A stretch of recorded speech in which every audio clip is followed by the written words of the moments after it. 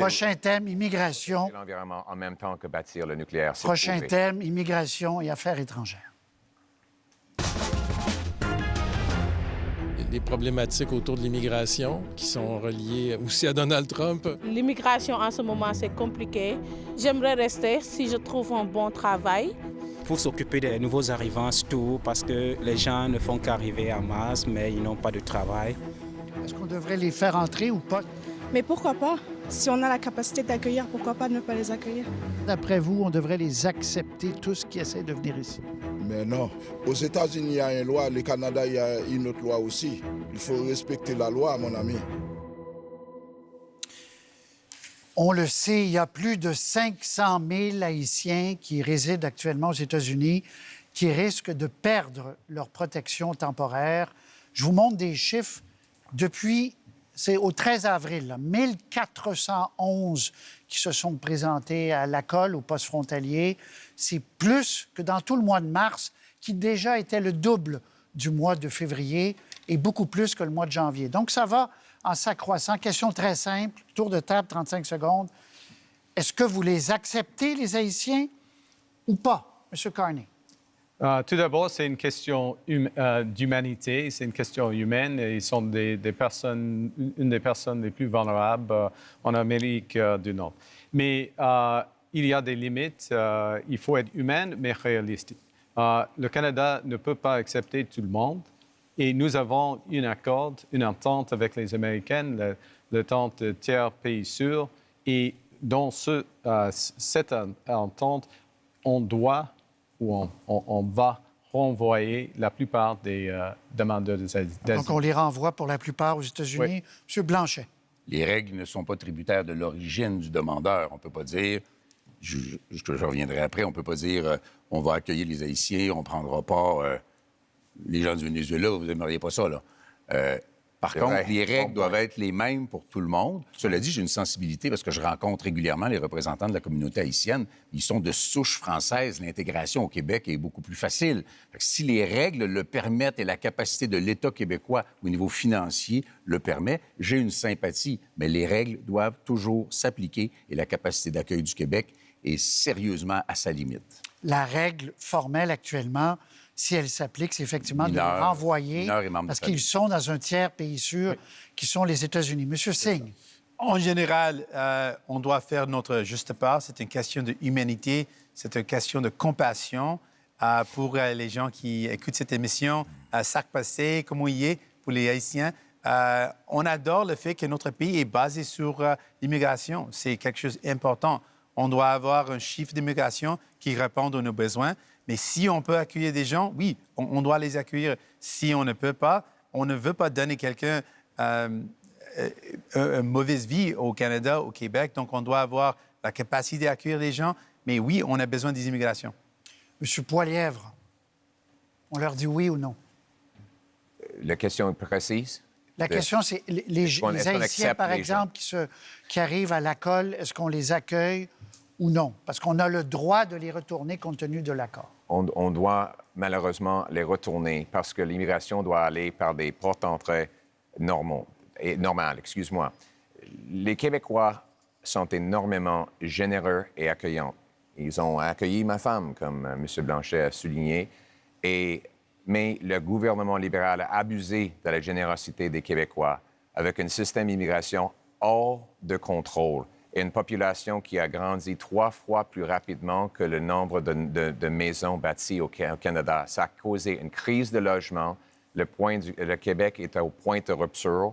Il faut donner le pouvoir au gouvernement du Québec sur la sélection des immigrants temporaires dans l'esprit de Brian Mulroney.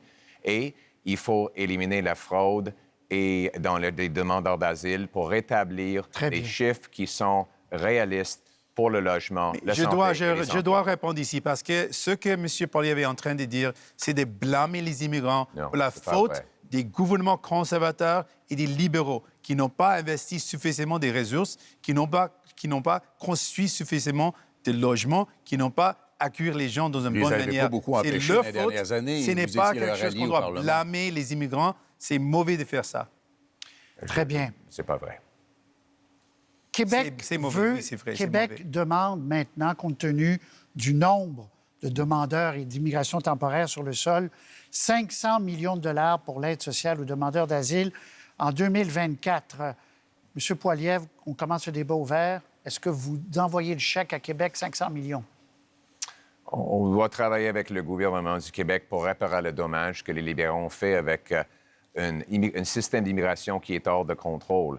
Et aussi, je dois dire que je rejette l'initiative du siècle, une politique libérale d'augmenter la population de Canada à 100 millions de personnes. Ça, c'est extrême. Moi, je pense qu'on devrait retourner à un niveau d'immigration qui fait en sorte que notre population ne grandit jamais plus rapidement que le nombre de maisons, d'emplois ou de services de santé. M. Carney, est-ce que vous donnez plus d'argent au Québec? Et de manière générale, jusqu'où vous recoupez le nombre de l'immigration dans ce pays? Oui, on commence avec la deuxième partie. Il faut avoir un cap sur tous les types d'immigration pendant une période afin d'augmenter notre capacité d'accueil, et y compris le logement, la formation linguistique ici au Québec, le filet social. Et dans ces circonstances, il faut... Donc, excusez-moi, les cibles annoncées par votre prédécesseur, M. Trudeau, vous les abaissez encore plus. Il avait fait des cibles pour les 3 prochaines probablement. Il y a des défis ici au Québec, par exemple, en ce qui concerne des immigrants temporaires, des travailleurs temporaires. Et c'est une question de la distribution, si je peux dire comme ça, des travailleurs, par exemple, au centre du Québec. Il y a une pénurie de travailleurs. Mais on garde le cap ou le montant pendant une période de quelques années probablement afin d'augmenter notre capacité. Monsieur Singh, est-ce qu'on réduit l'accueil d'immigrants en façon générale au Canada? Au lieu de donner un oui ou non sur cette question, je veux baser la réponse sur les faits. C'est clair qu'on a besoin d'immigration. Il n'y a aucun doute. Pour les agriculteurs ici au Québec, quand je parle avec les agriculteurs, ils disent oui, on a besoin des immigrants pour faire le travail dans nos fermes. Quand on parle avec les petites et moyennes entreprises, ils disent oui, on a besoin d'immigrants. Donc, c'est quoi le niveau des immigrants? Ça, c'est une bonne question. On va baser les chiffres sur un panel des experts qui analysent c'est quoi nos besoins, c'est quoi nos capacités, et puis on va établir un chiffre qui est basé sur les faits. Mais on ne veut pas tomber dans un piège où on fait peur aux gens des immigrants, où on blâme les immigrants. On n'a pas besoin de faire ça. On a besoin d'avoir une approche basée sur les faits, basée sur les besoins. M. Blanchet. Les travailleurs temporaires étrangers, temporaires, le mot le dit, sont une catégorie à part. Les étudiants étrangers sont une catégorie à part, essentielle au réseau d'institutions supérieures au Québec et à bien des égards au Canada. Malheureusement, ça sert de façon détournée pour des demandes d'asile, de façon structurée avec du crime organisé et des passeurs. Mettons ça de côté. L'immigration, ce n'est pas, excusez-moi l'expression, l'importation de main-d'œuvre vulnérable parce qu'on a besoin de monde. C'est des gens qui sont en détresse, qu'on doit accueillir en fonction de nos capacités. La capacité du Québec, elle est largement défoncée. On n'est pas capable d'intégrer les gens au marché du travail. On n'est pas capable de reconnaître... Il faut réduire les cibles d'autant. Il faut que Québec soit capable d'établir lui-même ce que sont ses cibles et les types d'immigration. Et un élément clair aussi, le Parlement fédéral, à l'initiative du Bloc, a voté une motion qui obligeait le fédéral à consulter les provinces pendant de 100 jours pour établir avec les provinces le nombre d'immigrants qui allaient être accueillis. Cette motion-là, elle est encore aussi valable. Personne ne peut décider pour le Québec combien de gens on est capable d'accueillir correctement, de façon réussie et de franciser. Un autre rare moment, je suis tout à fait d'accord avec M. Blanchet par rapport aux travailleurs temporaires. C'était quelque chose qui était un abus de pouvoir et on doit éliminer l'utilisation des travailleurs qui étaient exploités par les grandes entreprises. Ça, c'est quelque chose Le Center Initiative, en 3 secondes, le Center Initiative, c'était 100 millions d'immigrants au Canada avant la fin du siècle. Dominic Barton lui-même m'a dit en comité parlementaire qu'ils n'ont absolument pas tenu compte de la spécificité québécoise. Et un des 2 co-auteurs du Center Initiative et des 100 millions est rendu un conseiller proche de M. Carney. Oh, mon Dieu. M. Carney, effectivement, cet homme-là fait partie, mais sur d'autres sujets. Mais est-ce qu'il y a eu une dérive du système d'immigration au Canada, vous pensez, dans les 5, 6, 7, 8 dernières années? Oui, le système ne fonctionne pas. Il y avait, surtout après la pandémie et le montant, notre population a grandi à peu près, presque jusqu'à peu près à 3 à cause de l'immigration. Et alors, c'est la raison pour laquelle il faut avoir un cap pendant une période de temps. Et je peux dire, je veux dire que les Canadiens, les Québécois, les Québécoises, les Canadiens, les Canadiens, ils veulent accueillir des immigrants. Il n'y a pas de problème maintenant avec les attitudes de tous des Canadiens. C'est la responsabilité de nous tous d'augmenter la capacité d'accueil. Est-ce que c'est normal, en France, ça prend 6 mois, en Allemagne, 8 mois? Pourquoi, au Canada, les demandeurs d'asile, demandeurs de réfugiés, ça prend 3 ans minimum? Parce que le Canada, obstinément, veut accueillir plus de monde que sa capacité de gérer les dossiers, de les localiser à travers le Canada de façon proportionnelle à la population de chaque territoire et de chaque province. J'ai parlé avec les travailleurs plus tôt. J'ai parlé avec les travailleurs au secteur au niveau fédéral et ils ont dit qu'il y a un manque des ressources, manque des travailleurs pour gérer tous les nombres des gens. Donc, c'est impossible que les gens doivent attendre 3 ans pour une réponse. C'est pas ça le gros problème, M. Poilievre? Donc, on doit avoir plus de gens au niveau pour répondre à ces besoins, pour avoir des gens qui peuvent dire oui ou non ou pour donner une réponse, parce que c'est tellement inacceptable que les gens doivent attendre autant de temps. M. Poilievre, est-ce que ça se règle, ce problème-là? Oui. Allez-vous engager les gens que ça prend? Écoutez, c'est l'efficacité. En refusant d'inviter les faux demandeurs d'asile ici qui causent les embouteillages, on peut réduire la demande pour le traitement des cas. Aussi, en traitant les cas, les derniers cas en premier, ça envoie ceux qui ne sont pas des vrais réfugiés ailleurs et ça décourage les nouveaux non-vrais réfugiés. Avez-vous toujours été aussi sévère avec les non-vrais réfugiés, tous? Oui. Mon point de vue, c'est si quelqu'un est en danger dans leur pays d'origine, ils devraient pouvoir prendre la décision de venir au Canada. Mais s'ils ne sont pas des réfugiés, par exemple, on a vu la situation au Mexique où les gens sont venus ici sans jamais avoir besoin d'être réfugiés et ça a causé un embouteillage dans le système. Donc, en réparant ce problème-là, on va faire en sorte que les vrais réfugiés peuvent venir ici et avoir leur vie sauvée par la générosité des Canadiens, mais en même temps... Comment on fait pour départager les vrais des faux si notre machine n'arrive pas à examiner les dossiers? C'est ça, la machine. Par exemple, le visa de la Mexique était l'une des causes des problèmes. En éliminant ces types de points d'entrée, ça c'est une solution. M. Carney, c'est 3 ans, c'est acceptable au Canada d'attendre que des gens attendent? Non, c'est pas acceptable. C'est pas humain pour des demandeurs d'asile. Et c'est une indication qu'il y a un problème avec la productivité de ce département. C'est des ressources, mais en même temps, c'est la productivité. Mais pourquoi ne pas ralentir de façon bienveillante, pourquoi ne pas ralentir le rythme d'accueil jusqu'à ce qu'on le réussisse et qu'on ait une fonction publique en immigration qui réussit à traiter les dossiers en quelques mois? On garde le rythme beaucoup trop élevé et on refuse de mettre en place les mesures qui vont permettre de bien réussir. Des gens, pour des raisons économiques, ou des gens qui sont en détresse, parce que c'est vrai qu'il y a des gens en détresse, arrivent ici, ils se perdent dans la nature parce qu'on ne gère pas les dossiers et c'est très nuisible au Québec. Conclusion, M. Carney, rapide. Je suis plus ou moins d'accord avec ça, mais il faut être, comme vous venez de dire, il faut être neutre. Oui, il faut dans une manière neutre, une manière équitable. Très bien. Monsieur Roy. Je veux garder du temps pour parler de 2 dossiers importants, l'aide internationale, l'Ukraine, Gaza. Donc, je vais enchaîner. On a compris vos positions sur l'immigration.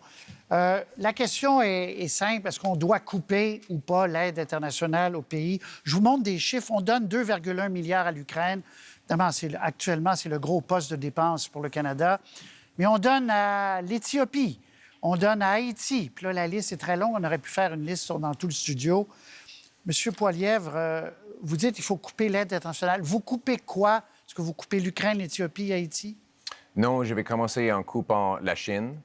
Le gouvernement libéral a donné 250 millions de dollars à la Banque de l'infrastructure de la Chine pour bâtir des pipelines, des autoroutes et d'autres infrastructures pour favoriser l'expansion de l'Empire de Pékin. Moi, je ne crois pas que c'est un bon usage de l'argent des contribuables. Aussi, on a vu UNRWA, un organisme au Gaza qui a participé ou dont les employés ont participé dans les attaques du 7 septembre. Moi, je ne crois pas qu'on devrait financer ces genres de choses. L'aide que nous faisons devrait être directement aux gens en besoin et non pas ni les bureaucraties multinationales, ni les gouvernements de dictature, ni les terroristes. Parlons-en de Gaza. Actuellement, Médecins sans frontières, aujourd'hui, a dit que c'était pire que jamais, une fosse commune, je cite Médecins sans frontières Gaza. Si vous coupez l'UNRWA, qui est un organisme peut-être imparfait, puis il y a eu plusieurs études, mais si vous coupez ça, comment le Canada aide les Palestiniens? Avec les groupes de but non lucratif qui vont livrer les services directement aux citoyens, aux gens sur le terrain. Non, c'est comme ça que ça va, parce que c'est le gaspillage de l'argent ne se joint pas à la population. Vous coupez tout à l'UNRWA. OK. Je commence en disant, s'il y a quelqu'un qui a un problème dans n'importe quel organisme, on doit enquêter ça tout de suite.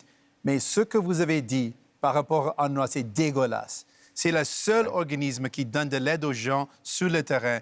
Et vous avez appelé tout l'organisme comme un organisme terroriste. C'est dégueulasse, c'est inacceptable comme propos. Ça fait la promotion de la haine. Ce n'est pas acceptable de faire ça. M. Carney, sur les Palestiniens, restons sur ce sujet, sur l'aide internationale générale. Vous continuez à donner à l'UNRWA? Oui, nous sommes dans une situation où il faut avoir une cessez-le-feu immédiate. Il faut avoir le retour de tous les otages et la résumption de l'aide humanitaire. Et à ce moment-ci, on a 100 millions de dollars de gouvernement du Canada qui est prêt d'être fourni pour l'aide humanitaire à Gaza avec les organisations qui fonctionnent là. Et ça, c'est clé. Et je partage à M. Singh, je suis d'accord avec M. Singh. Il y a seulement quelques groupes qui fonctionnent à Gaza à ce moment. M. Blanchet, là-dessus. Situation très particulière. Au Canada et au Québec, la communauté juive est victime de radicaux islamistes. À Gaza, les Palestiniens, Hamas est un groupe terroriste à neutraliser. Les Palestiniens sont victimes d'une terrible, terrible violence du régime israélien. Il faut aider les gens en détresse, là et ailleurs. C'est la meilleure manière d'avoir de l'aide internationale qui ne soit pas militaire, c'est que les gens vivent mieux là où ils sont. Et c'est pas vrai que Gaza va devenir un Mar-a-Lago pour les Américains qui veulent aller triper sa Méditerranée. Vivons avec les organismes existants, mais il faut encadrer où va l'argent. Il faut savoir où va l'argent. La partie de l'argent qui est détournée par le Hamas, c'est peut-être un peu moins vrai aujourd'hui, mais c'était énorme. C'était un chantage qui a fait énormément souffrir les Palestiniens. Et c'est eux qu'on doit aider. OK. Aide internationale, donc, vous trois, de ce côté-là, on continue. Monsieur Poilievre, rapidement, est-ce que vous avez un montant en tête de ce que vous coupez dans les proportions de budget d'aide internationale? On va cibler le gaspillage qu'on trouve dans le programme. On va faire des vérifications pour identifier des exemples comme quand UNRWA a utilisé des fonds pour les raisons de Hamas. On va aussi trouver des exemples de gaspillage à l'échelle internationale pour réduire ce coût. Parce qu'en fin de compte, il faut prendre des décisions. Excusez-moi. Non, mais c'est une décision pour protéger les contribuables canadiens. On est tous d'accord qu'il y a beaucoup de souffrance ici au Canada et les Canadiens ne peuvent pas payer leurs factures.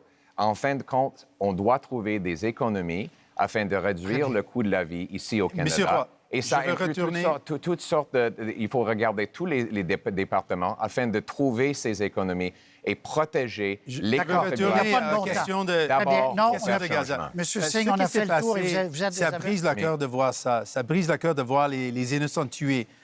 Monsieur Carney, pourquoi vous ne appelez les choses comme elles sont? C'est un génocide. Et les gens en Israël doivent avoir la paix et la sécurité. Les gens en Palestine doivent avoir la paix et la sécurité. Mais ce qui se passe, c'est un génocide contre les gens en Palestine. Monsieur Pourquoi Carney, vous n'appelez conclusion. pas ça? La situation en Gaza, au Moyen-Orient, est horrible. Mais je n'utilise jamais ce mot et de politiser la situation là.